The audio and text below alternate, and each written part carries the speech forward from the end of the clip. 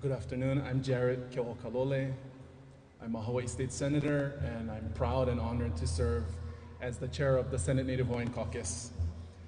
One of the informal duties of the chair of the Native Hawaiian Caucus in the Senate is to introduce resolutions that have been put forward by the Hawaiian community, specifically in this case, the Association of Hawaiian Civic Clubs. And so Moani is right. I was the introducer of the act and helped to shepherd it through the legislature, but I wasn't the author.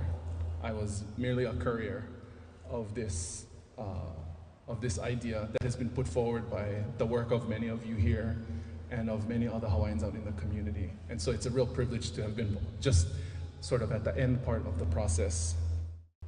The Scandinavian deity Thor, I just heard this recently, that more people on Earth today know and recognize the Scandinavian deity Thor than likely ever worshipped him in Scandinavia, where he is considered a venerated religious figure. He's more well known and famous for partnering with Captain America to fight aliens than in his historical and traditional role as a deity in a native culture. And so on the way here, I thought about that because recently, maybe like many of you, I've been watching Chief of War. I had to buy the subscription. I gotta wait till every Friday to watch the show. And aside from seeing Hawaiians in Kawakahiko move as real life figures, and to see Ka'iana, which most Hawaiians and most people around the world have only ever experienced through one black and white sketch portrait of him, to see him come to life on the screen is a very significant and special thing for me and my ohana. And so we've been waiting every Friday to watch the show. And one of my favorite parts, this is not ideal, but it is something I enjoy, is watching all of the namu on social media about the show that has been happening.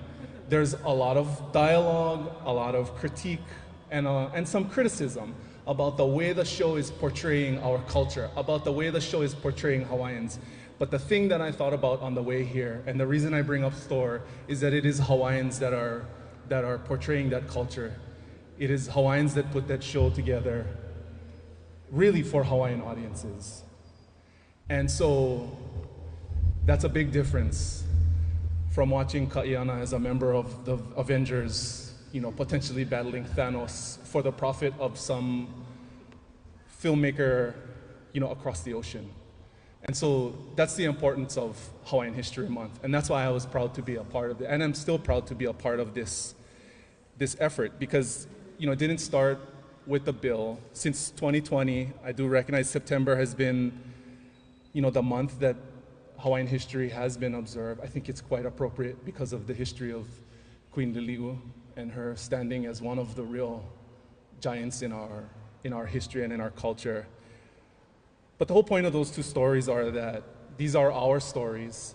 And so if we don't tell our stories, who will? And these are stories about our history. And if we don't remember our history, then who will? And if we don't know our history, then how can we know our culture? And so it was a relatively easy thing legislatively.